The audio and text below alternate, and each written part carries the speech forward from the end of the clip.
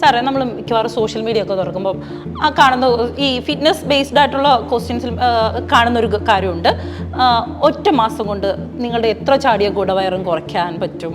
പിന്നെ ഈ സർജറി ഒക്കെ ചെയ്ത സ്ത്രീകളും പിന്നെ ഡെലിവറി ഒക്കെ കഴിഞ്ഞ് നോർമൽ അല്ലാത്ത ഡെലിവറി ചെയ്ത ആളുകളുണ്ടാവുമല്ലോ, ആ സ്ത്രീകളോടൊക്കെ ഒറ്റ മാസം കൊണ്ട് വയറ് കുറച്ച് തരാമെന്നൊക്കെ പറഞ്ഞ് പല പരസ്യങ്ങളും നമ്മൾ കാണാറുണ്ട്.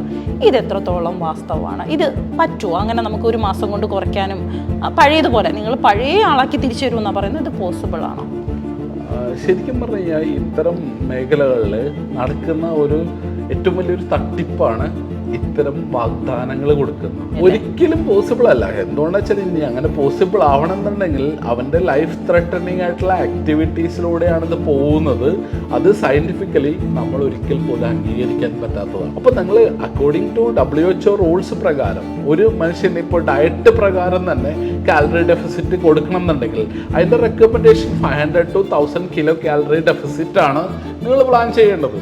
അതിനപ്പുറത്തേക്കുള്ള ഡെഫിസിറ്റ് പ്ലാൻ ചെയ്തിട്ട് ഇപ്പോൾ ഒരു 6000 കിലോ കാലറി കഴിച്ചുകൊണ്ടിരിക്കുന്ന ഒരു വ്യക്തിയുടെ അടുത്ത് നിങ്ങൾ 1000 കിലോ കാലറിയുടെ മേലെ ഡെഫിസിറ്റ് പ്ലാൻ ചെയ്യുമ്പോൾ ഡയറ്റിൻ്റെ ഒരു കംപ്ലീറ്റ് ആയിട്ടുള്ള റെക്കമെൻഡേഷൻ റൂൾസാണ് അവിടെ തകരുന്നത്.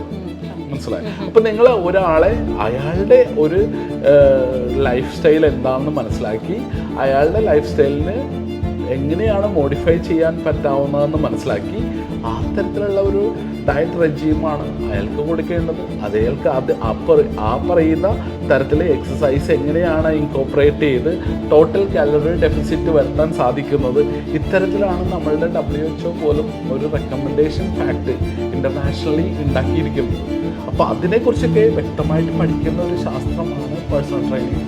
സർട്ടിഫൈഡ് പേഴ്സണൽ ട്രെയിനേഴ്സ് അവരൊരിക്കലും ഇത്തരം കാര്യങ്ങൾ പറയുമെന്ന് ഞാൻ വിചാരിക്കുന്നില്ല.